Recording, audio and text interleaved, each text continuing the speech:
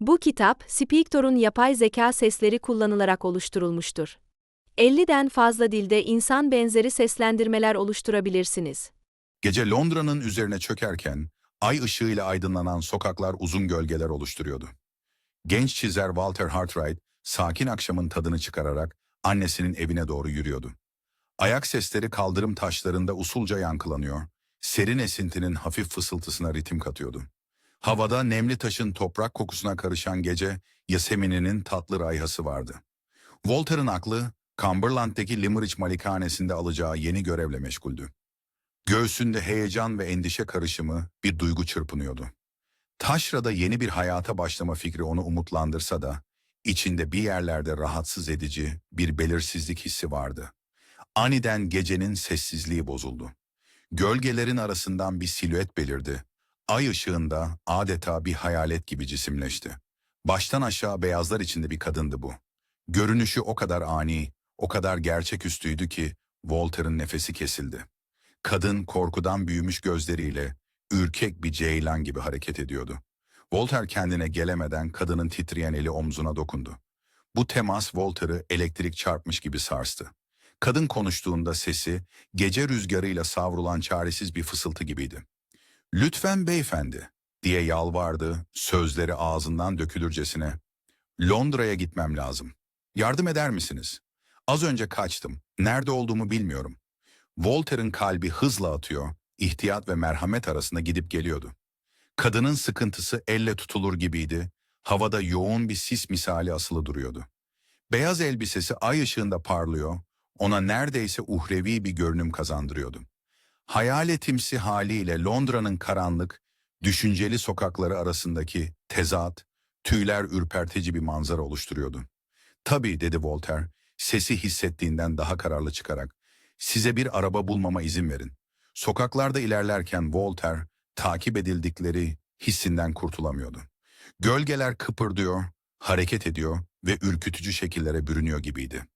Yaprakların her hışırtısı, uzaktaki her ayak sesi tüylerini diken diken ediyordu. Kadının korkusu bulaşıcıydı ve Voltaire kendini giderek sık sık arkasına bakarken buldu. Araba arayışları çılgınca bir hal aldı, her an sonsuzluk gibi uzuyordu. Bir zamanlar tanıdık ve huzur verici olan sokaklar, şimdi karanlık ara yollardan ve gizli tehlikelerden oluşan bir labirente dönüşmüştü. Sonunda bir araba bulduklarında Voltaire hem rahatladı hem de pişmanlık duydu. Kadın binmeye hazırlanırken gözleri buluştu, bakışları kelimelerle anlatılamayacak bir minnettarlıkla doluydu. Fakat tam arabaya adımını atacakken dona kaldı. Vücudu gerilmiş bir yay gibi kaskatı kesildi. Uzakta geceyi delen bakışlarıyla iki adam belirdi. Kadının korkusu zirve yaptı, aralarındaki hava adeta katılaştı. Titreyen dudaklarıyla Voltaire'a doğru eğildi. Sözleri telaşlı ve uyarı doluydu. "Sir Percival Glyde'dan sakın," diye fısıldadı, nefesi Voltaire'ın kulağını gıdıkladı. Bu isim Voltaire'ın zihnine kazındı, henüz çözemediği bir bilmecenin parçasıydı sanki. Sonra kadın gitti, araba Londra gecesinde bir hayalet gibi kayboldu. Voltaire olduğu yerde kala kaldı, zihni bu karşılaşmanın etkisiyle allak bullak olmuştu. Sakin akşam, onu cevaplardan çok sorularla baş başa bırakarak huzursuz edici bir hale bürünmüştü. Nihayet annesinin evine doğru yoluna devam ederken, Voltaire hayatının bir şekilde yön değiştirdiği hissine kapıldı. Beyazlar içindeki esrarengiz kadın, onun şifreli uyarısı ve peşindeki adamlar, zihninde fırtınaya tutulmuş yapraklar gibi dönüp duruyordu. O gece Voltaire uykuya dalarken, kadının yüzü ve Sir Percival Glade hakkındaki uyarısı rüyalarına sızdı. Bir o yana bir bu yana döndü durdu, bilinçaltı geceki olayların etrafında fantastik senaryolar kuruyordu. Ertesi sabah güneş Londra'nın üzerinde yükselirken Walter Cumberland'e yapacağı yolculuk için hazırlandı. Eşyalarını toplarken aklı bir türlü önceki gecenin olaylarından kopamıyordu. Beyazlar içindeki kadının gizemi zihninin bir köşesinde gölge gibi dolanıyordu. Walter hem heyecan hem de tedirginlikle Limerick malikanesine doğru yola koyuldu. Tren istasyondan uzaklaşıp onu yeni hayatına taşırken onu nelerin beklediğini merak etmekten kendini alamadı. Varış noktasına yaklaşırken kaderin çoktan karmaşık ağlarını örmeye başladığından habersizdi. Tren bir virajı dönerken Walter uzaktan Limerick malikanesini ilk kez gördü. Macerasının daha yeni başladığını fark ettiğinde kalbi küt küt atmaya başladı. Bu görkemli duvarların ardında ne gibi sırlar saklıydı? Ve bunlar beyazlı kadının esrarıyla nasıl iç içe geçecekti? Walter'ın gözleri, öğleden sonra güneşinde pırıl pırıl parlayan Limerick evinin görkemli yapısını taradı. Malikanenin ihtişamı onu etkilemişti. Londra'daki dar lojmanlarından bambaşka bir dünyaydı burası. Ana girişten bir figür çıkıp kararlı adımlarla ona doğru ilerledi. Kadın yaklaştıkça Walter bunun Marian Halcombe olduğunu anladı. Zeki bakışları ve özgüvenli duruşu onu Londra sosyetesindeki ağırbaşlı hanımlardan hemen ayırıyordu. Bay Hartright, Limerick malikanesine hoş geldiniz diye onu sıcacık karşılayan Marian'ın sesinde hafif bir şaşkınlık vardı. Umarım yolculuğunuz çok yorucu olmamıştır. Walter onun yanında kendini hemen rahatlamış hissetti. Samimi tavrı ilaç gibi gelmişti. Hiç de değil Bayan Halcombe, sadece manzara bile bu yolculuğa değerdi. Marian'ın dudakları gülümsemeyle kıvrıldı. O halde size daha fazlasını göstereyim. Gelin, evi ve araziyi gezdireyim. Yürürken ayaklarının altındaki çakılların çıtırtısı, uzaktan gelen kuş cıvıltılarına karışıyordu. Marian'ın Limerick malikanesi hakkındaki bilgisi derindi. Walter'ı paha biçilmez sanat eserleriyle süslü büyük salonlara götürdü. Ayak sesleri mermer zeminlerde yankılanıyordu. Deri ciltli kitaplarla dolu kütüphaneler, eski kağıtların küf kokusuyla onları adeta çağırıyordu. Her bir mobilya parçasının kendi hikayesini anlattığı oturma odaları, nesillerdir süregelen ince zevki yansıtıyordu. Tur boyunca Marian'ın esprili yorumları ve tarihi anekdotları evi Walter'ın zihninde canlandırıyordu. Marian'ın keskin zekası ve kuru mizahı Walter'da içten bir sevgi uyandırdı ve attıkları her adımda aralarında bir dostluk filizlendi. Sonunda evin tenha bir kanadına vardılar. Buradaki hava farklıydı, söze dökülmeyen bir gerginlikle doluydu. Ve işte burada, dedi Marian, sesi fısıltıya dönüşerek, Bay Frederick Fairlie'yi bulacaksınız. Amcam ve Laura'nın vasisi. Walter'ın merakı uyanmıştı, içinde bir heyecan dalgası yayıldı. Oldukça kendine özgü biri olduğunu duydum. Marian'ın gözleri muzipçe parladı. Öyle de denebilir. Frederick amcaya hastalık hastası bir eksantrik diyebilirsiniz. Bu odalardan pek çıkmaz, gerçek insanların yerine sanat koleksiyonuyla arkadaşlık etmeyi tercih eder. Frederick Fairlie ile buluşması Marian'ın ima ettiği kadar tuhaftı. Adam zarif sanat eserleriyle çevrili bir şezlongda uzanıyordu. Solgun yüzü acı çeken bir maske gibiydi. Oda loştu, kalın perdeler güneş ışığının çoğunu engelliyordu. Her kelime Bay Fairlie'ye acı veriyor gibiydi. Fısıltıları boğucu sessizlikte zar zor duyuluyordu. Walter bu karşılaşmadan, gölgelerden ürken kırılgan adamların yaşadığı tuhaf bir rüyadan çıkmış gibi hissederek ayrıldı. Ertesi gün pırıl pırıl ve umut doluydu. Marian onu Laura Fairlie ile buluşacağı bahçeye götürürken Walter'ın kalbi hızlandı.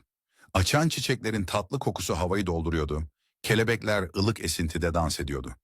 Bir köşeyi döndüklerinde onu gördü ve zaman durmuş gibiydi.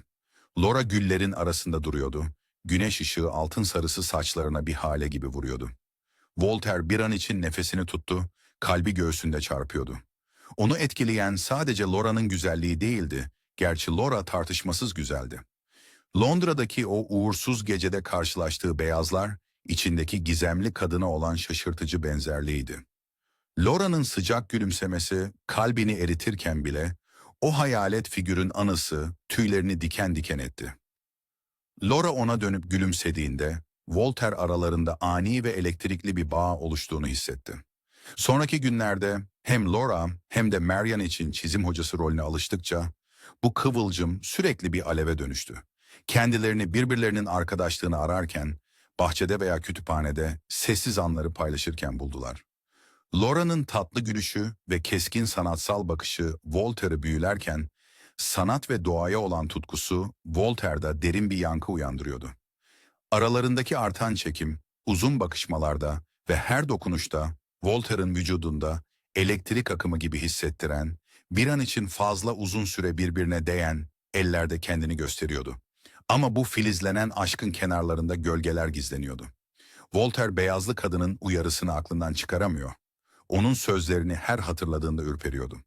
Limerick evinde bulduğu mutluluk Her an yok olabilecekmiş gibi kırılgan hissediyordu. Ve sonra tam da bunu yapan darbe geldi. Yeni keşfettiği mutluluğu paramparça etti. Laura nişanlandı, dedi Meryem bir akşam ona, sesi üzüntüyle doluydu. Bir baronet olan Sir Percival Glyde ile. Haber Voltaire'a fiziksel bir darbe gibi çarptı ve onu sersemletti. Dünya alt üst olmuş, Laura ile kurduğu gelecek hayalleri yıkılmıştı. Ama kalp kırıklığının altında soğuk bir gerçek yatıyordu. Sir Percival Glyde, beyazlı kadının onu uyardığı adamın ta kendisiydi. Bu tesadüf göz ardı edilemeyecek kadar büyüktü ve Voltaire'ın içinde alarm zillerini çaldırdı. Kalp kırıklığı ve yakıcı merakın karışımıyla hareket eden Voltaire, kendini gizemi araştırmaya verdi. Araştırmaları onu eski bir hizmetçinin yazdığı ve Anne Katerik adında genç bir kızdan bahseden bir mektuba götürdü. Anne'in Laura'ya olan çarpıcı benzerliğinin tarifini okuduğunda içinden bir ürperti geçti ve tüyleri diken diken oldu. Bulmacanın parçaları oradaydı, sadece ulaşamayacağı bir yerde. Voltaire mektuba bakarken zihni karmakarışıktı ve Limerick evinin sırlarının hayal edebileceğinden çok daha derinlere uzandığını biliyordu. Anne Katerik'in gizemi ve Laura Fairley ile olan bağlantısı, Limerick evine geldiğinden beri hayatına giren aydınlığı yutmakla tehdit eden bir gölge gibi önünde beliriyordu. Ortaya çıkardığı şeyin ciddiyetini fark ettiğinde kalbi hızla çarpmaya başladı. Bu sadece bir tesadüf değildi. Limerick evinin kalbinde karanlık bir sır vardı ve bu sır Laura için korkunç sonuçlar doğurabilirdi. Bu bilginin ağırlığı omuzlarına çökerken Voltaire bununla tek başına yüzleşemeyeceğini anladı. Bir müttefike, güvenebileceği birine ihtiyacı vardı. Elleri titreyerek mektubu katladı ve cebine koydu. Kararını vermişti. Marian'a sırrını açacak, şüphelerini ve beyazlı kadınla olan tuhaf karşılaşmasını paylaşacaktı. Birlikte belki de çok geç olmadan bu gizemi çözebilirlerdi. Marian'ın odasına doğru kararlı adımlarla yürürken içinde bir aciliyet duygusu onu ileri itti. Bu kararın tüm hayatlarını sonsuza dek değiştirecek bir olaylar zincirini başlatacağını bilmiyordu. Voltaire ve Marian'ın merakı ve endişesi doruk noktasına ulaşmıştı. Artık oturup bekleyemezlerdi. Bu yüzden Anne Katerik'in Limerick eviyle olan bağlantısının derinlemesine araştırmaya koyuldular. Sonbaharın keskin havası yüzlerine çarparken, altın ve kızıl tonlarına bürünmüş tepelerin arasında yer alan Şirinköy okuluna doğru ilerliyorlardı. Ayaklarının altındaki çakıllar çıtırdarken, her adım onları uzun zamandır peşinde oldukları gerçeğe biraz daha yaklaştırıyordu. Okulun içinde eski kitapların ve solmuş anıların küf kokusu onları sardı. Voltaire ve Marian sararmış kayıtları incelerken, parmakları çoktan unutulmuş isimlerin izini sürerken, toz zerrecikleri kirli pencerelerden süzülen cılız güneş ışığında dans ediyordu. Anne'nin geçmişine dair ipuçlarını bir araya getirerek notlar aldıkça, kalemin kağıt üzerindeki hışırtısı boş sınıfta yankılanıyordu. "Bak şuna," diye fısıldadı Marian heyecan dolu bir sesle. Anne burada öğrenciymiş. Voltaire eğildi, soluk mürekkebi okurken nefesi Marian'ın yanağını ısıtıyordu. "Dahası da var," diye mırıldandı, parmağı başka bir yazının üzerinde gezinirken. Laura'nın annesiyle yakın bir ilişkisi varmış. Bu açıklama tüylerini diken diken etti, etraflarındaki hava aniden söylenmemiş imalarla ağırlaştı. Bu beklenmedik bağlantıda hangi sırlar gizliydi? Cevap arayışları onları giderek daha karanlık bir yola sürükledi.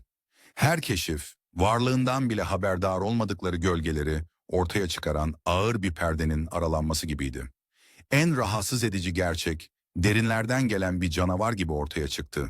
Annie akıl hastanesine yatıran kişi, Sir Percival Glyde'dan başkası değildi. Haber havada ağır bir sis gibi asılı kalmış, Laura'nın evleneceği adama dair algılarını bulandırmıştı. Voltaire'ın yumrukları iki yanında sıkılmış, çenesi bastırılmış öfkeyle gerilmişti. Marian'ın benzi atmış, gözleri şoktan büyümüş ve kız kardeşi için endişelenmeye başlamıştı. Sanki keşifleri tarafından çağrılmış gibi Anne, Laura ile doğrudan iletişime geçmeyi başardı. Telaşlı ve korku dolu sözleri Limerick evinin koridorlarında yankılandı. "Sir Percival Glyde ile evlenmeyin." Bu uyarı, bildiklerini sandıkları her şeyi alt üst etmekle tehdit eden karanlık bir sırrın ağırlığını da beraberinde getiriyordu. Laura'nın bir zamanlar sağlam temelli dünyası, dalgaların dövdüğü bir kumdan kale gibi etrafında çökmeye başladı. Şüphe her geçen gün büyüyen inatçı bir gölge gibi içeri sızıyordu. Kendini bir duygu fırtınasının ortasında bulmuş, rahmetli babasına verdiği söz ili Walter'a karşı beslediği inkar edilemez duygular arasında kalmıştı. Marian kız kardeşinin iç çalkantılarını artan bir kaygıyla izliyor. Laura'nın bir zamanlar ışıl ışıl olan gözlerinin şimdi belirsizlikle bulutlandığını görünce yüreği burkuluyordu. Düğünü erteleme girişimleri Bay Fairley'nin şiddetli direnişiyle karşılaştı. Nişanı onurlandırma konusundaki ısrarı Limerick evinin taş duvarları kadar sarsılmazdı. Düğün günü yaklaştıkça gerginlik fırtına öncesi elektrik gibi havada çatırdıyordu. Limerick evinin temelleri söylenmemiş sözlerin ve bastırılmış duyguların ağırlığı altında inliyor gibiydi. Laura'nın şüpheleri sarmaşıklar gibi büyüyor, kalan her türlü kesinliği boğmakla tehdit ediyordu. Bu arada Voltaire da kendi iç savaşını veriyordu. Laura'ya karşı bir zamanlar yumuşak bir sıcaklık olan hisleri, şimdi göğsünde şiddetli bir ateş gibi yanıyordu. Yine de görev ve onur duygusu onu frenliyordu. Bu da onu parçalamakla tehdit eden bir çatışma yaratıyordu.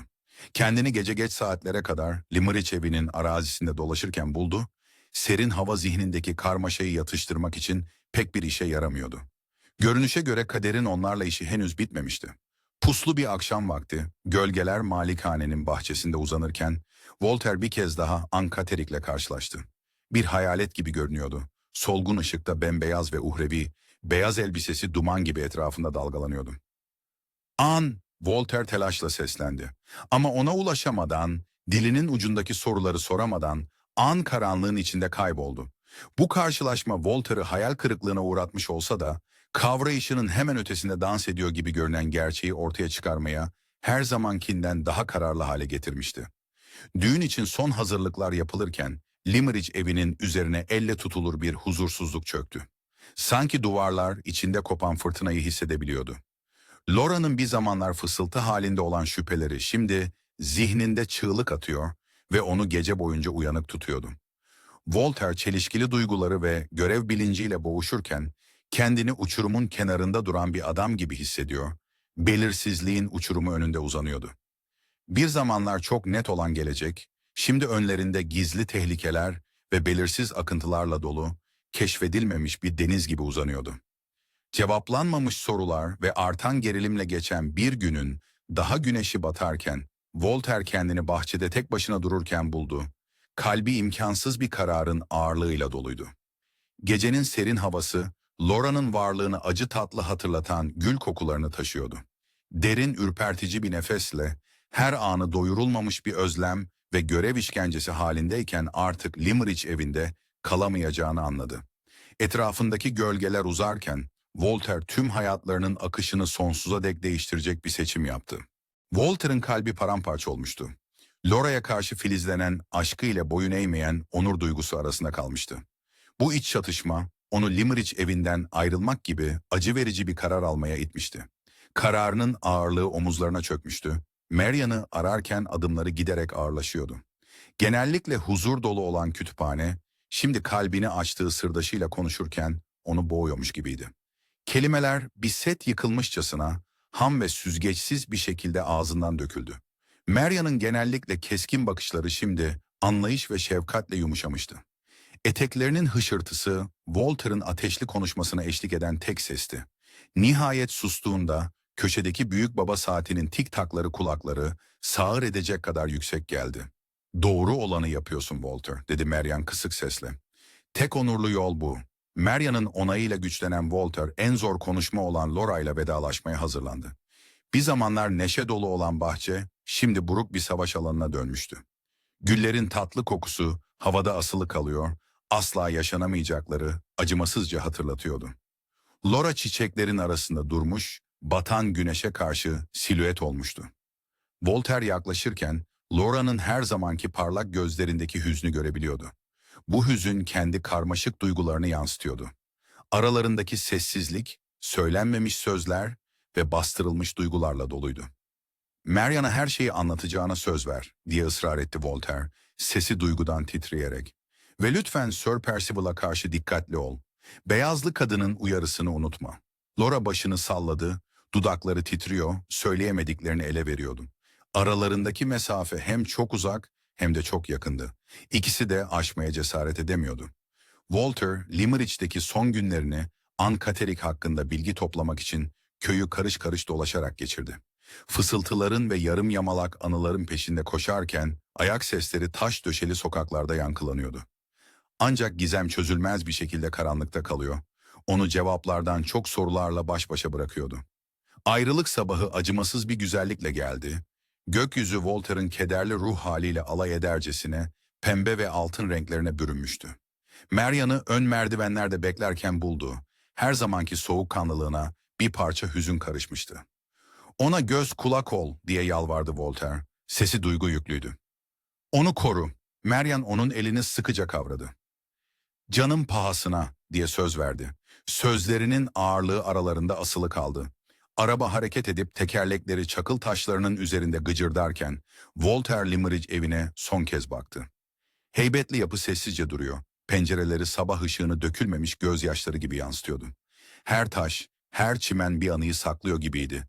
Paylaşılan kahkahalar, fısıldanan sırlar, geç çiçek açan bir aşk. Walter ağır bir kalple arabaya bindi. Araba uzaklaşırken sanki bir parçasını geride bırakıyormuş gibi hissetti. Malikane giderek küçülüyor, uyanınca hatırlanan güzel bir rüya gibi silikleşiyordu. Atların nal sesleri kalbinin atışlarına karışıyor, her adım onu sevdiklerinden biraz daha uzaklaştırıyordu. Voltaire yanında tatlı anılar ve can sıkıcı sorulardan oluşan karışık duygular taşıyordu. Anne Catterick ve Sir Percival Glyde'ın gizemi hala zihnini kurcalıyor, çözülmemiş bir bilmece olarak kalıyordu. Limerick evi gözden kaybolurken Walter bunun basit bir ayrılıktan öte olduğunu hissediyordu. Bir dönemin kapanışı ve belirsiz bir başlangıçtı. Önünde uzanan dolambaçlı yol, onu kendini evinde hissettiği tek yerden uzaklaştırıyordu. Ancak Limerick'ten uzaklaştıkça bile Walter'ın aklı Laura'da ve onu bekleyen kaderdeydi. O an her şeyi değiştirecek olayların çoktan başladığından habersizdi. Yakında Limerick Kilisesi'ndeki büyük tören göz kamaştırıcı olacaktı. Laura ve Sir Percival Glyde mihrabın önünde duracak, evlilik yeminlerini etmeye hazırlanacaklardı. Ancak Walter'ın arabası ufukta kaybolurken bir soru havada asılı kalmıştı. Bu birliktelik gerçekten mutluluk mu getirecekti, yoksa daha karanlık bir şeyin başlangıcı mı olacaktı? Limerick Kilisesi'ndeki görkemli tören görülmeye değerdi. Laura ve Sir Percival, Glyde mihrabın önünde durmuş, evlilik yeminlerini etmeye hazırlanıyorlardı. Vitray pencerelerden süzülen güneş ışığı, Laura'nın bembeyaz elbisesinde renk cümbüşü yaratıyordu. Hava zambak ve heyecan kokuyordu. Laura'nın gözleri Sir Percival'ınkilerle buluştuğunda içinden bir şüphe geçti.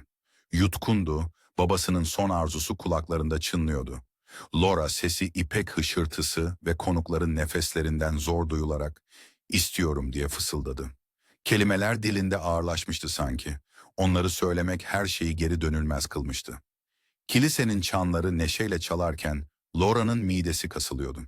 Yeni evliler kiliseden çıkarken üzerlerine gül yaprakları yağdı.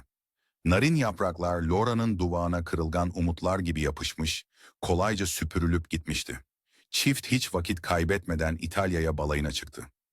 Onlara Laura'nın sadık kız kardeşi Marian ve Sir Percival'in esrarengiz arkadaşı Kont Fosco eşlik ediyordu. İri yarı bir İtalyan olan Kont, Laura'nın teyzesi Madame Fosco ile evliydi. Bir zamanlar neşe dolu olan Madame Fosco, evlendiğinden beri sessiz bir gölgeye dönüşmüştü. Arabaları İtalya'nın virajlı yollarında sarsıla sarsıla ilerlerken, Laura'nın heyecanı sönmeye başladı. Önceleri merakla baktığı tepeler ve şirin köyler, şimdi içindeki huzursuzluğu körüklüyordu. Bir zamanlar nazik ve cesur görünen Sir Percival, her geçen gün farklı bir yüzünü gösteriyordu. Venedik'te Laura'nın kalbi hayal kırıklığına uğradı. Gondolla kanallardan geçerken Sir Percival aniden patladı.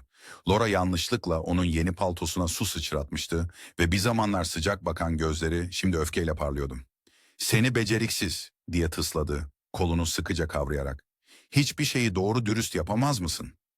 Laura irkildi. Venedik'in büyüsü şehrin eski binaları gibi dağılıyordu. Floransa hiç rahat vermedi. Rönesans sanatının ortasında Sir Percival'ın kontrolcü yanı ortaya çıktı.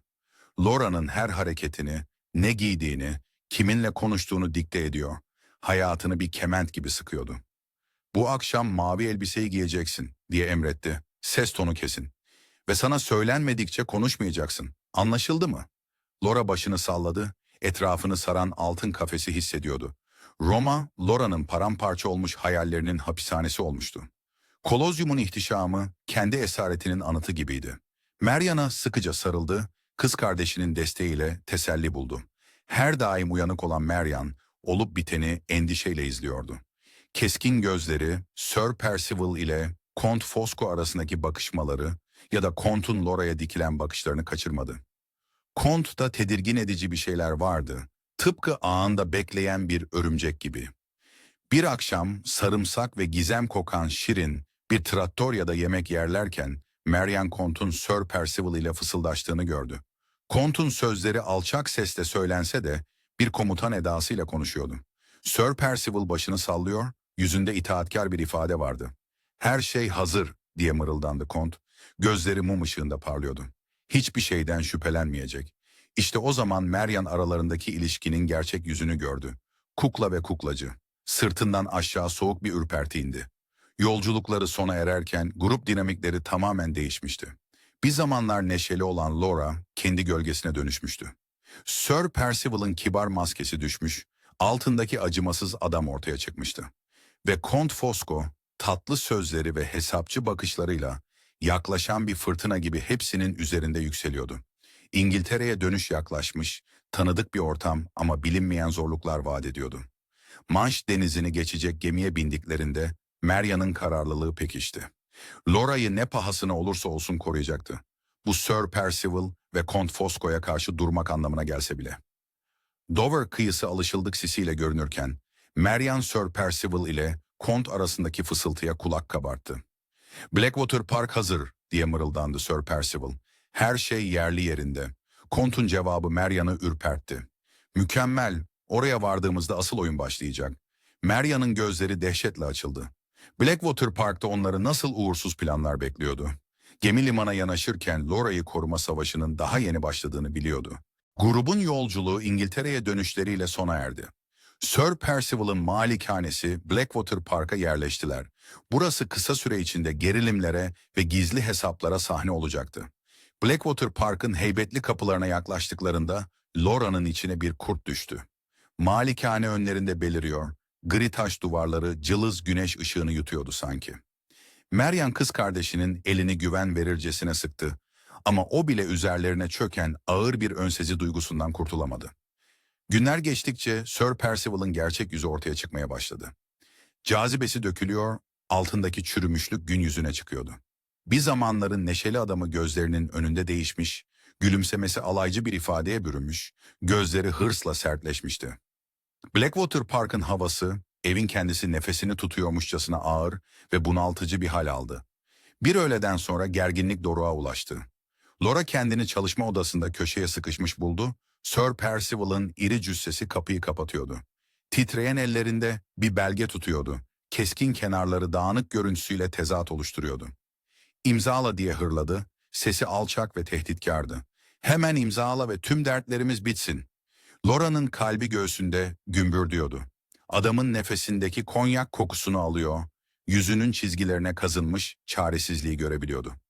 Voltaire'ın uyarıları zihninde yankılanıyor, kocasının isteklerinin fırtınalı denizinde bir can simidi oluyordu.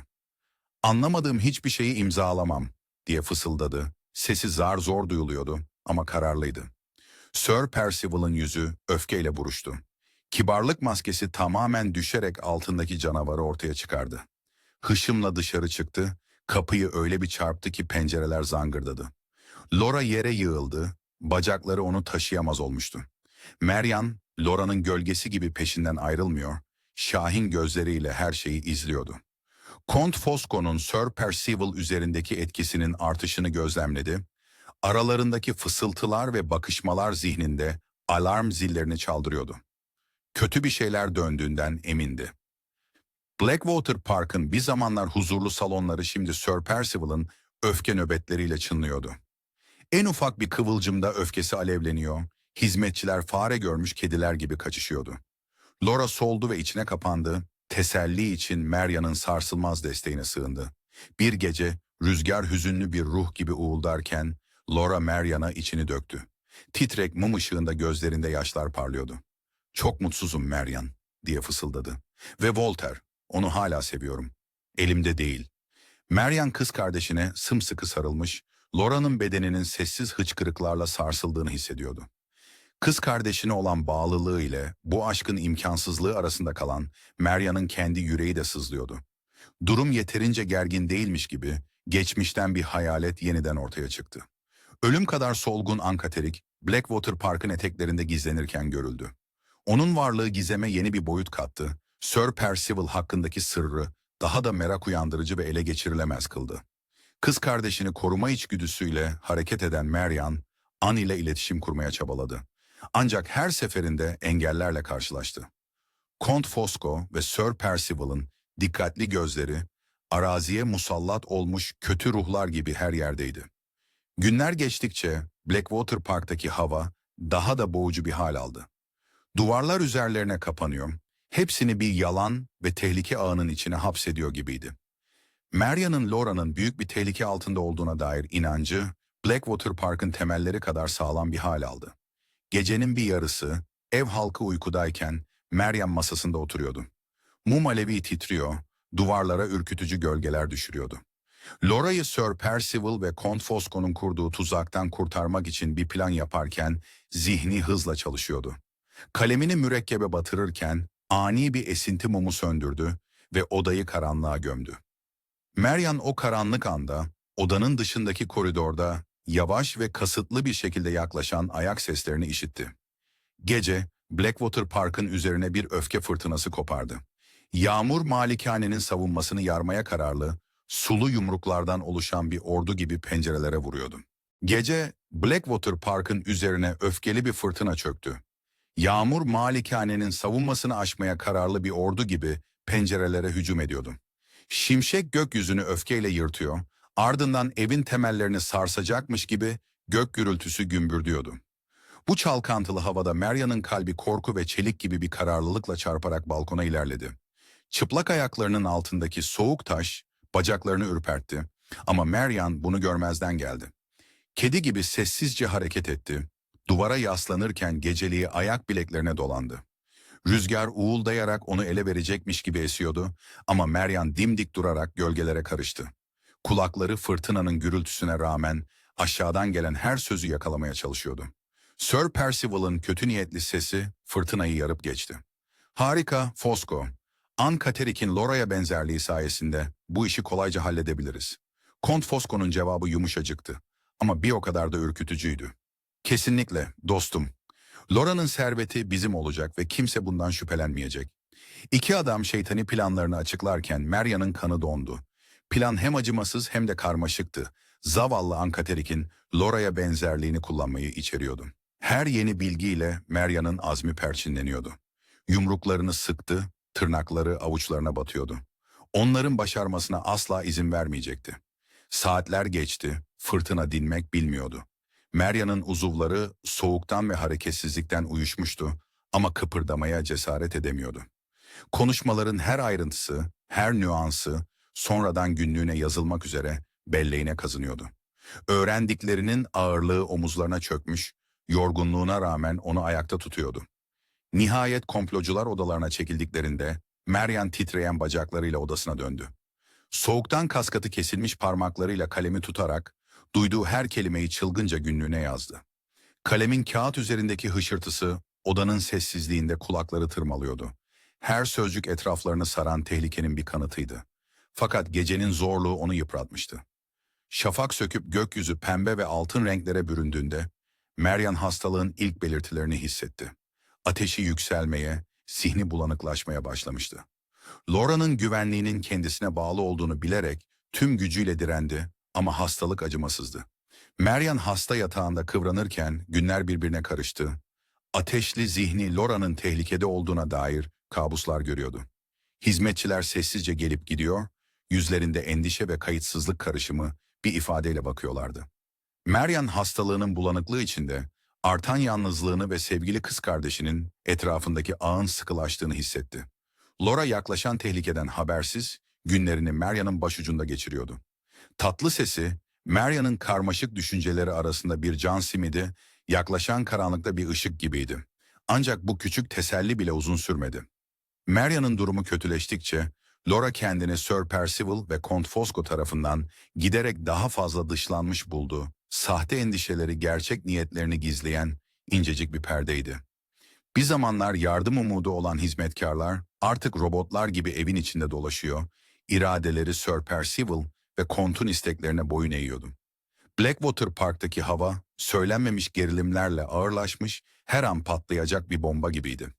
Atmosfer giderek boğucu bir hal alıyor, nefes almayı ve düşünmeyi zorlaştırıyordu.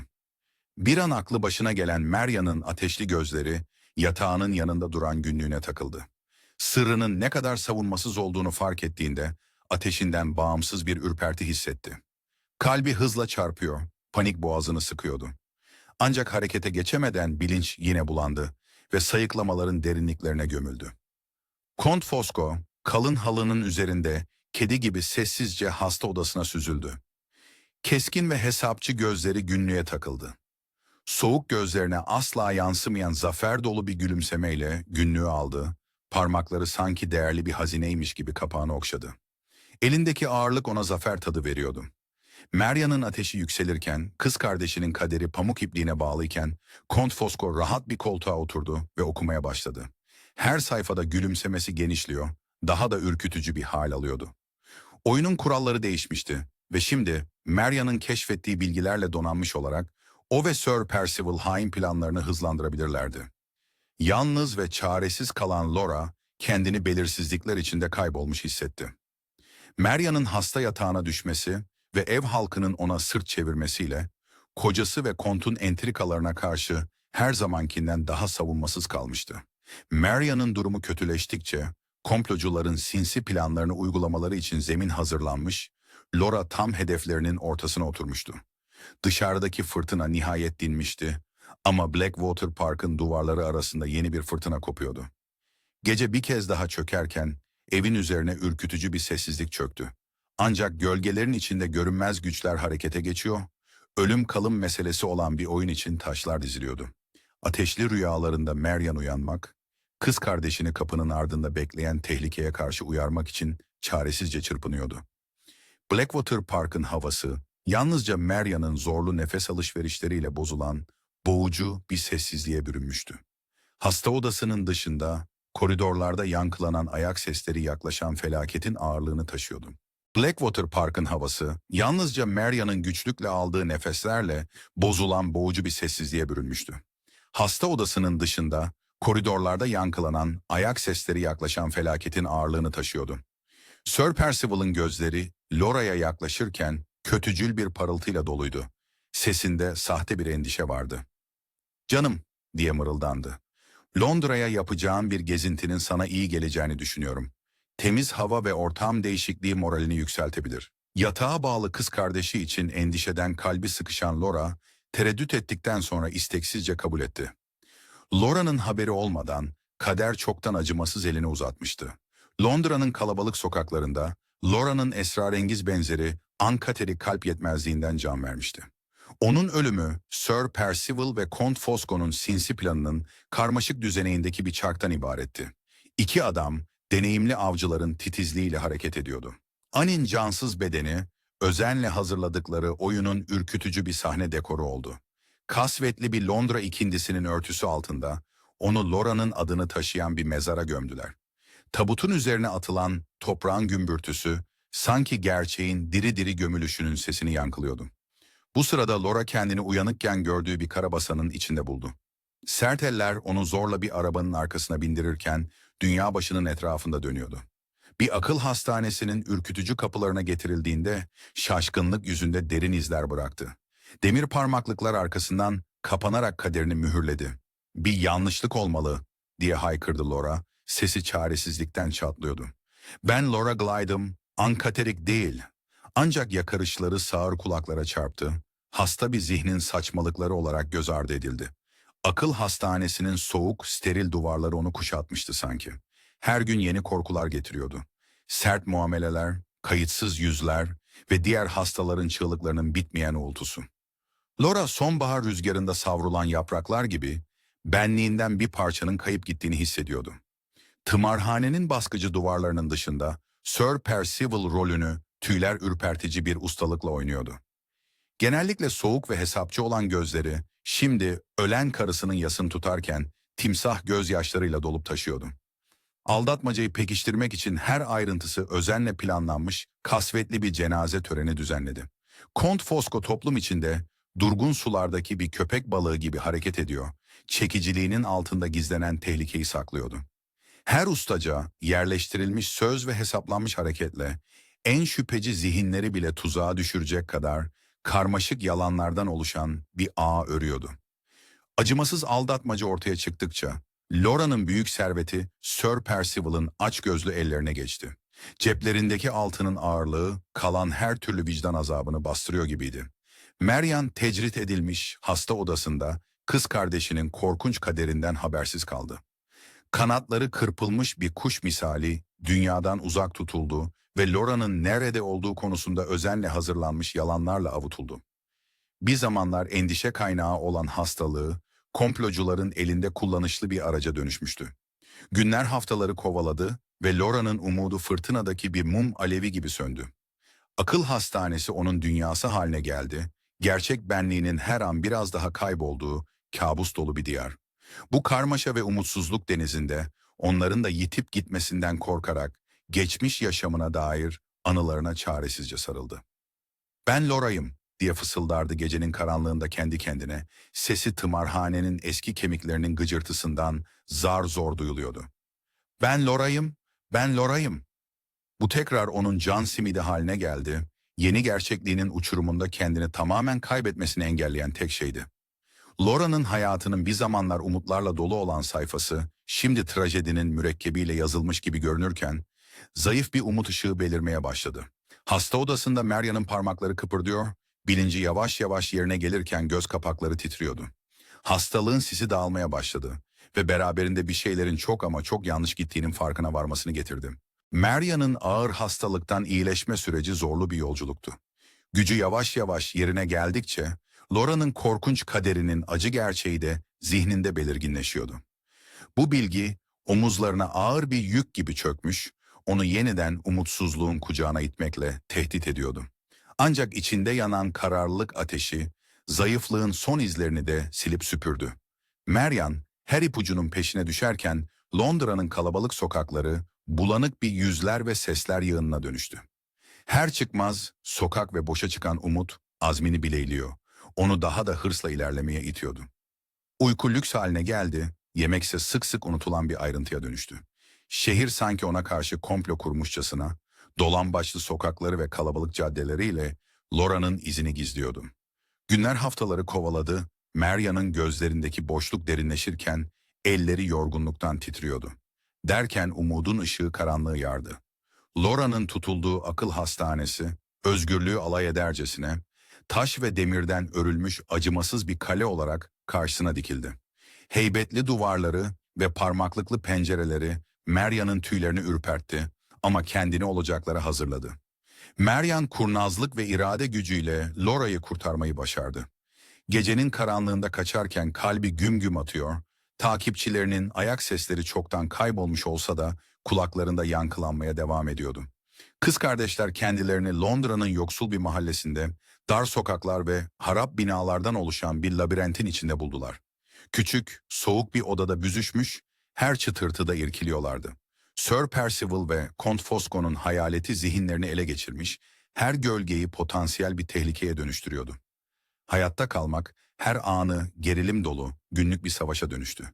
Kıt kanaat geçiniyor, çoğu gece karınları zil çalarak yatıyorlardı. Marian fırsat buldukça ufak tefek işler yapıyor, dikkat çekmemeye özen gösteriyordu. Sürekli yakalanma korkusu ikisini de yıpratıyor, yüzlerinde endişe çizgileri oluşturuyor ve gözlerindeki ışığı söndürüyordu. Bu arada Walter Hartwright yurt dışından dönmüş, Laura'yı unutma çabaları boşa çıkmıştı. Laura'nın ölüm haberi onu derinden sarsmış, içini boşluk ve kederle doldurmuştu. Dünya rengini yitirmiş, sesler suyun altındaymış gibi boğuk geliyordu. Bir tür huzur arayışıyla, ağır adımlarla mezarlığa yöneldi. Mezarlık sessiz, gölgeler ve fısıltılı anılarla doluydu. Voltaire Laura'nın mezar taşının önünde durmuş, parmak uçlarıyla adının soğuk harflerini okşuyordu. Gerçekliğin ağırlığı onu boğacak gibiydi. Ve sonra bir rüya sahnesiymiş gibi onları gördü. Marian ve Laura canlı canlı birkaç adım ötede duruyorlardı. Dünya tersine dönmüş, gerçeklik bu imkansız görüntünün etrafında bükülüp yeniden şekilleniyordu. Bir an kimse kıpırdamadı. Sanki en ufak bir hareket bu kırılgan anı bozacakmış gibi. Sonra Voltaire sevinç ve şaşkınlık karışımı bir çığlıkla ileri atıldı. Kollar ve gözyaşları birbirine karıştı. Sanki hiç ayrılmayacaklarmış gibi kucaklaştılar. Sarılmalarının sıcaklığı mezarlığın soğuğunu kovdu, umutsuzluğun yerini titrek bir umut aldı. İlk şok geçtikçe sevinçleri yerini yeni bir amaç duygusuna bıraktı. Walter'ın Laura'ya olan sevgisi, onun çektiği acılar karşısında yeniden alevlendi. O anda Laura'nın kimliğini geri kazandırmaya ve suçluları adalete teslim etmeye ant içti. Sözleri bozulmaz bir yeminin ağırlığını taşıyordu. Çektiği acıların izlerini hala taşıyan Laura, Marian ve Voltaire'a can simidi gibi sarılmıştı. Akıl hastanesi onu derinden etkilemiş, bir zamanlar parlak olan ruhunu kırılgan bir aleve dönüştürmüştü. Ama her geçen gün sevdiklerinin desteğiyle bu alev güçleniyordu. Londra'nın sakin bir köşesinde sığınak buldular, mütevazı bir ev onların kalesi ve karargahı oldu. Dökük duvarlar ve gıcırdayan döşemeler, geçmişteki lüks yaşamlarından çok farklı olsa da garip bir huzur veriyordu. Voltaire soruşturmayı tutkuyla üstlendi. Belgeleri inceliyor, tanıkları buluyor ve komplonun parçalarını bir araya getiriyordu. Marian ona yorulmak bilmeden destek oldu. Keskin zekası ve sadakati paha biçilmezdi. Laura, yaşadıkları hala peşini bırakmasa da yavaş yavaş kendini toparlıyordu. Bazı günler diğerlerinden zordu, gözyaşları ve titremelerle doluydu. Ama kahkaha dolu anlar, sessiz arkadaşlık ve yeniden filizlenen umutlar da vardı. Üçü arasındaki bağ her geçen gün güçlendi, zorlukların ateşinde pişti ve ortak amaçlarıyla perçinlendi. Komployu çözmeye ve Laura'ya hak ettiği hayatı geri vermeye çalışırken birbirlerinden güç aldılar. Marian'ın sarsılmaz azmi, Voltaire'ın tutkulu adanmışlığı ve Laura'nın dirençli ruhu birleşerek müthiş bir güç oluşturdu. Birlikte adalet için savaşmaya ve çalınan hayatı geri almaya hazır olarak önlerindeki zorlu göreve odaklandılar. O küçük evde bir zamanlar alışık oldukları gösterişli yaşamdan uzakta yeni bir aile kurdular. Sevgi, sadakat ve ortak bir hakikat arayışıyla birleşen bu üçlü, birbirlerine sahip oldukları sürece her şeyin üstesinden gelebileceklerini bilerek gelecekteki zorluklara göğüs germeye hazırdılar. Gece çökerken Voltaire odada volta atıyor, zihni topladıkları bilgilerle kaynıyordu. Araştırmalarında sürekli bir isim öne çıkıyordu. Anne Catterick. Bu gizemli kadın kimdi ve hangi sırrı saklıyordu? Voltaire kararlı bakışlarla Marian ve Laura'ya döndü. Sir Percival'ın geçmişini daha derinlemesine araştırmalıyım dedi. Sesi alçak ve yoğundu. Anne Catterick'le ilgili tuhaf bir şeyler var ve sanırım her şeyi açığa çıkaracak anahtar o olabilir.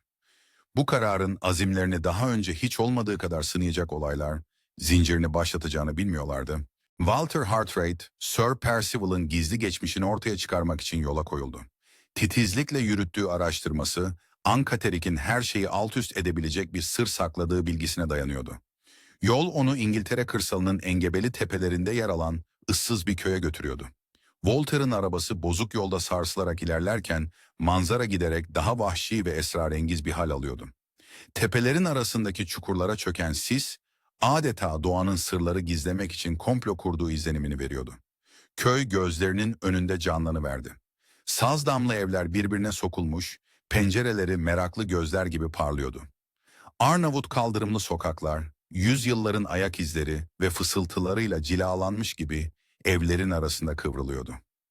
Havada odun dumanı ve nemli toprak kokusu, söylenmemiş geçmişlerin ağırlığıyla birlikte asılı kalmıştı. Walter'ın ayak sesleri sessiz sokaklarda yankılanıyor, her adım köyün sükunetine meydan okuyordu. Üzerinde görünmez bakışların ağırlığını hissediyor, merak ve kuşku iç içe geçiyordu. O geçerken dantel perdeler kıpırdıyor, kapılar gıcırdayarak kapanıyordu. Köy, uzun zamandır gömülü gerçeklerin kolektif bekçisi gibi sırlarını sıkı sıkıya saklıyordu. Başlangıçta köylüler evlerinin eski taşları kadar inatçıydı. Yıllarca süren dedikodu ve tahminler onlara ketum olmayı öğretmişti. Ancak Voltaire'ın sabrı, nazik ısrarı ve ciddiyeti yavaş yavaş dirençlerini kırdı. Yerel meyhanede onlarla içki içti, yaşlı bir kadının alışverişine yardım etti ve köy yaşamına dair hikayeleri içtenlikle dinledi. Zamanla suyun kayayı aşındırması gibi Köylüler de açılmaya başladı. Nüfus müdürlüğünde Voltaire, tarihin küf kokusuna büründü. Sararmış belgeler parmaklarının altında hışırdıyor, her sayfa gizemi çözmek için potansiyel bir anahtar olabilirdi. Oda loştu, sadece duvarlara uzun gölgeler düşüren tek bir gaz lambası yanıyordu. Voltaire'ın kalbi her sayfayı çevirişinde hızlanıyor, beklentisi kopacak bir fırtına gibi artıyordu. Ve sonra karanlık gökyüzünü aydınlatan bir şimşek gibi onu buldu. Sir Percival'ın ebeveynlerinin sahte evlilik cüzdanı. Bu keşif Voltaire'ı adeta fiziksel bir güçle sarstı, tozlu bir rafa doğru sendelemesine neden oldu. Laura ve Marian'a bunca acı çektiren Sir Percival bir sahtekardı. Unvanı, mülkü, kimliği, hepsi bir yalan üzerine kurulmuştu. Keşfinin tüm sonuçları kafasına dank ettiğinde Voltaire zafer ve dehşetin karışımını hissetti. Bu bilginin ağırlığı omuzlarına hem bir yük hem de güç kaynağı olarak çöktü. Bu bilginin sadece Sir Percival'ı değil, muhtemelen kurnaz Kont Fosco'yu da alt edecek kadar güçlü olduğunun farkındaydı. Voltaire'ın araştırması onu İngiltere'nin dört bir yanına sürükledi. Her yeni yer kendi zorlukları ve tehlikeleriyle geldi.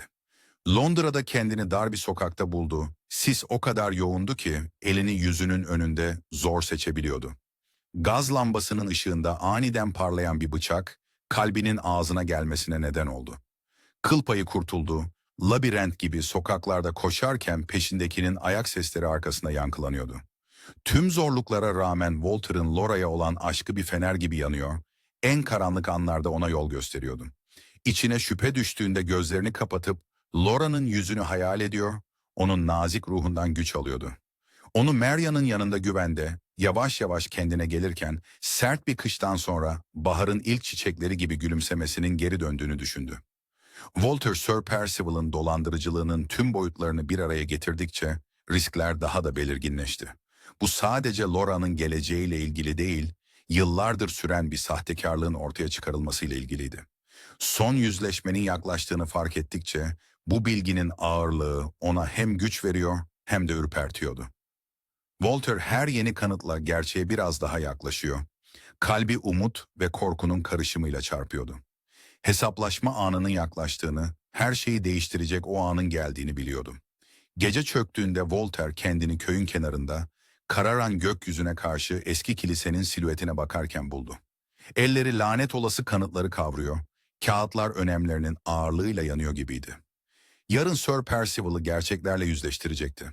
Ancak lojmanına dönmek için arkasını döndüğünde gözünün ucuyla bir gölgenin kıpırdadığını fark etti. Sadece ağaçlardaki rüzgar mıydı, yoksa biri onu mu gözetliyordu?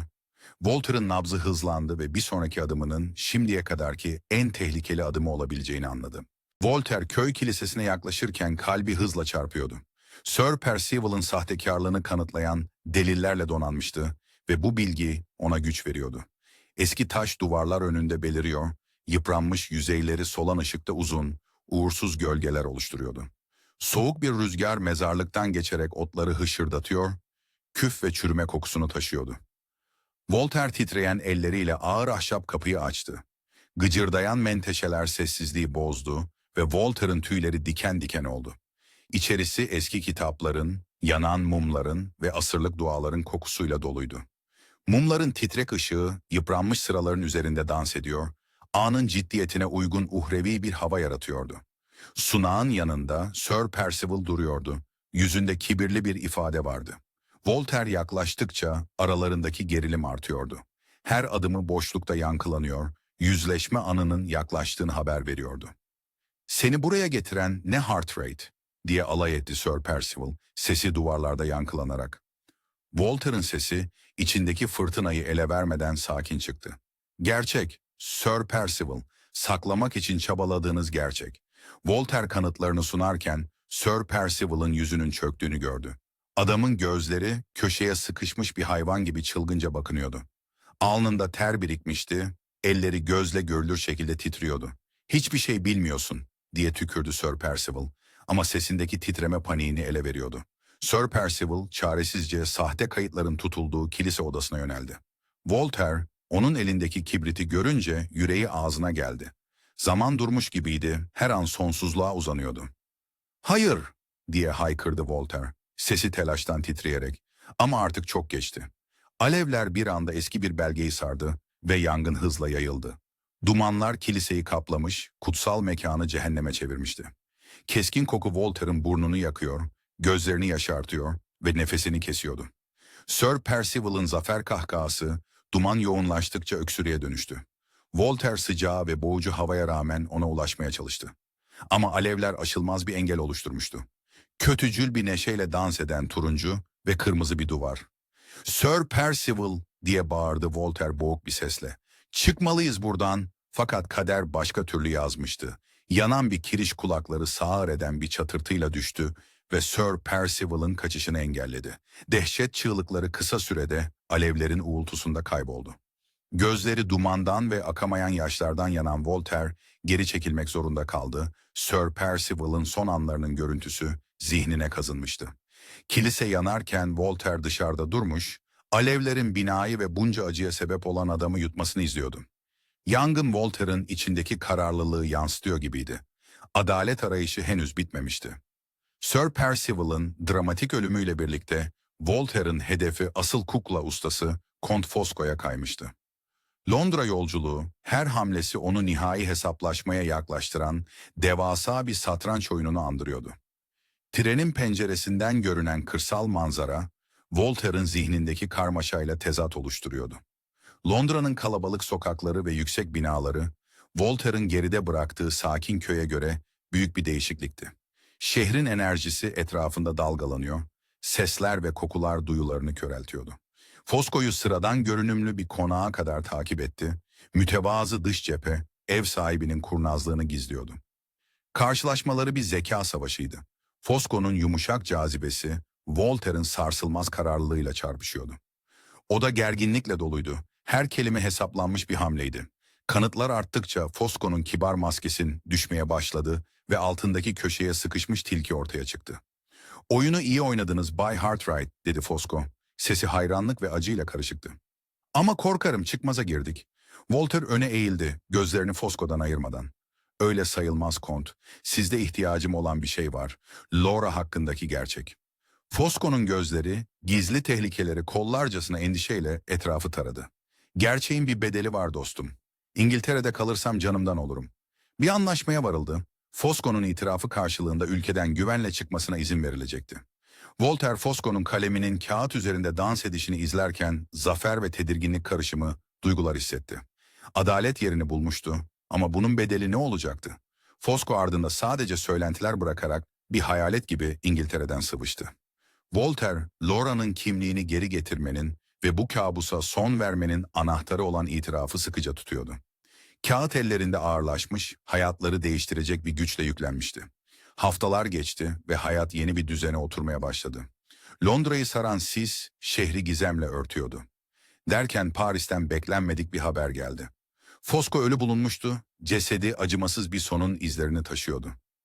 İhanet ettiği gizli cemiyet intikamını almış ve bu karmaşık hikayenin son sayfasını kapatmıştı. Walter haberi okurken tüyleri ürperdi. Komplocuların sonu gelmişti ama yaptıklarının etkileri uzun yıllar sürecekti. Pencereden dışarı baktı, Laura bahçeyle ilgileniyordu. Yüzü güneş ışığında huzurluydu. "Nihayet," diye düşündü, "yaralarını sarmaya başlayabilirlerdi." Ancak Voltaire, Laura'nın kimliğini geri getirmek için Fosco'nun itirafını kullanmaya hazırlanırken içine bir kurt düştü. Ya itiraf yeterli olmazsa? Ya hala aşılması gereken gizli engeller varsa? Derin bir nefes alarak adalet için verdiği bu uzun mücadelenin son savaşı olabilecek şeye kendini hazırladı. Voltaire'ın yorulmak bilmeyen çabaları nihayet meyvesini verdi. Fosco'nun ayrıntılı itirafı ve soruşturma sırasında topladığı önemli kanıtlarla donanmış olarak sonunda Laura'nın kimliğini yasal olarak geri kazandırabildi. Komplo, gözlerinin önünde ördüğü bir dantel gibi açığa çıkıyordu. Her bir ilmek, karmaşık planın başka bir yönünü gün yüzüne çıkarıyordu. Gerçekler ortaya çıktıkça aldatmacanın sis perdesi aralandı ve adaletin güneşi Laura'nın masumiyeti üzerinde parlamaya başladı. Mahkeme salonu merakla doluydu. Ahşap sıralar böylesine skandal, bir olayın çözülüşüne tanık olmaya can atan seyircilerin ağırlığı altında gıcırdıyordu. Walter hakimin karşısına çıktığında yüreği ağzına gelmişti, titizlikle yürüttüğü soruşturmanın sonuçlarını sunarken elleri ter içinde kalmıştı. Sir Percival ve Kont Fosco'yu suçlayan belgeleri özenle sıralarken eski kağıtların küf kokusu burnuna doluyordu. Laura'nın bakışlarını üzerinde hissedebiliyordu. Endişe ve umut narin yüz hatlarına kazınmıştı. Tanıklar art arda kürsüye çıkıp bu inanılmaz hikayeyi doğrulayan ifadeler verdikçe günler haftaları buldu. Suçların tüm boyutları ortaya çıktıkça salon fısıltılar ve şaşkınlık nidalarıyla çınlıyordu. Walter'ın sesi sürekli konuşmaktan kısılmıştı ama Laura'nın hakkı için savaşırken kararlılığını hiç yitirmedi. Sonunda bitmek bilmeyen bir bekleyişin ardından karar açıklandı.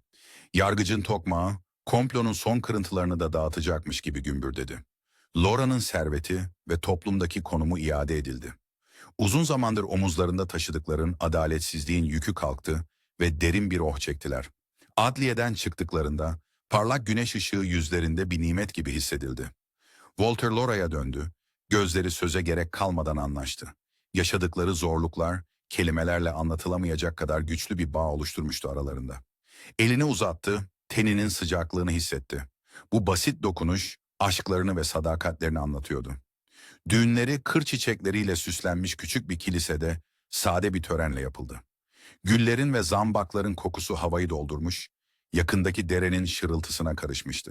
Laura'nın gelinliğinin hışırtısından Walter'ın yüzüğü parmağına takarken ellerinin titremesine kadar her an mutlulukla doluydu. Marian yanlarında durmuş, gözleri sevinç gözyaşlarıyla parlıyor, gülümsemesi sevgili kardeşi ve dostunun nihayet mutluluğa kavuştuğunu görmenin huzuruyla ışıldıyordu. Çiftin hayatı yeniden canlanmıştı sanki. Evlendikten kısa süre sonra Laura hamile kaldı. Oğullarının doğuşu fırtınalı bir gecenin ardından doğan güneş gibiydi. Walter minik bebeği kucağına aldı, kusursuz parmaklarına ve ipeksi saçlarına hayran hayran baktı. Odayı bebek pudrasının tatlı kokusu ve yeni doğan bebeklerinin mırıltıları doldurmuştu. Bu yaşadıkları zorluklarla tam bir tezat oluşturuyordu. Özel hayatlarındaki olumlu gelişmelere paralel olarak Walter'ın sanat kariyeri de ilerledi. Uzun süre gölgede kalan yeteneği nihayet takdir görmeye başlamıştı. Duygu yüklü sahnelerle dolu canlı tabloları galeri duvarlarını süslüyor. Yeni buldukları huzura hem beğeni hem de maddi güvence katıyordu. Fırçasının tuvale değişi evlerinde huzur veren bir melodiye dönüşmüş, en karanlık zamanlardan bile güzellik doğabileceğini hatırlatır olmuştu. Marian her zamanki gibi onların dayanağı olmayı sürdürdü. Onun gücü ve sarsılmaz desteği hayatlarını yeniden inşa ettikleri temel olmuştu. Üçlü arasındaki bağ günden güne kuvvetlendi. Paylaştıkları deneyimler, zorluklar ve zaferlerle yoğrulmuş bir aile yarattı. Kahkahaları evin koridorlarında çınlıyor, geçmişteki sıkıntıların gölgelerini kovan neşeli bir ses oluyordu. Limerick evine dönme kararı kolay alınmamıştı. Tanıdık kapılara yaklaşırken araba tekerleklerinin altındaki çakılların çıtırtısı eşliğinde eve dönüş hissi içlerini kapladı. Eski taş duvarlar hem acı hem tatlı anılarla doluydu ama fuayeye adım attıklarında eski kitapların ve cilalı ahşabın kokusu onları eski bir dost gibi karşıladı. Yaşananlar ve Laura'nın çektiği acılarda kendi ihmalinin payını fark eden Bay Fairley onları kucak açarak karşıladı. Her zamanki şikayetleri susmuş, yerini telafi etme isteğine bırakmıştı. Ev sırlar ve kederle dolu, eski kabuğundan sıyrılmış, gıcırdayan döşeme tahtaları ve ışıl ışıl pencerelerden süzülen güneşle yeni sakinlerini kucaklıyor gibiydi. Limerick'teki hayata alıştıkça bir zamanlar sessiz olan salonlarda kahkahalar çınlamaya başladı. Eskiden bakımsız olan bahçeler Laura'nın elinde yeniden canlandı. Güller kafeslere tırmanıyor, tatlı kokuları rüzgarla yayılıyor, rengarenk çiçek tarhları bir ressamın paleti gibi manzarayı süslüyordu. Walter'ın atölyesi yaratıcılıkla dolup taşıyor, yağlı boya ve terebentin kokusu hiç eksik olmuyor. Marian'ın güçlü varlığı ise evin çarklarının sorunsuz dönmesini sağlıyordu. Oğullarının ilk adımları Walter ve Laura'nın ilk tanıştığı çimenlikte atıldı. Bu şiirsel bir döngü ne kadar yol kat ettiklerini hatırlatan bir anıydı. Onları neredeyse mahveden karanlık komplo artık uzak bir kabus gibi görünüyor. Yeni hayatlarının aydınlığında silinip gidiyordu. Çocuğun neşeli kahkahaları, geçmişte yaşadıkları sıkıntıların son izlerini de silip süpürüyordu sanki. Huzurlu bir gün batımında Walter, Laura ve Marian birlikte terasta oturmuş, çiçek tarhları arasında oynayan çocuklarını izliyorlardı. Gökyüzü pembe ve altın renklerine bürünmüştü. mutluluklarına güzel bir fon oluşturuyordu. Gözleri buluştu, anlayış ve derin sevgi dolu bakışlar paylaştılar. Fırtınayı birlikte atlatmış, her zamankinden daha güçlü ve birlik içinde çıkmışlardı. Bir zamanlar türlü aldatmaca ve üzüntüye sahne olan Limerick evi artık sevgi, kahkaha ve umut dolu bir yuvaya dönüşmüştü. Eski duvarlar yeni keşfedilen bir sıcaklıkla uğulduyor, aileyi ve parlak geleceklerini kucaklıyor gibiydi. Gece çöküp yıldızlar kadife gökyüzünde ışıldamaya başladığında Voltaire, Laura'nın elini tuttu ve Maria'nın sağlam varlığını yanlarında hissetti. Birlikte her şeyin üstesinden gelebileceklerini bilerek sevgiyle bağlanmış ve zorluklarla pekişmiş bir geleceğe umutla bakıyorlardı. Bu kitap, Speaktor'un yapay zeka sesleri kullanılarak oluşturulmuştur. 50'den fazla dilde insan benzeri seslendirmeler oluşturabilirsiniz.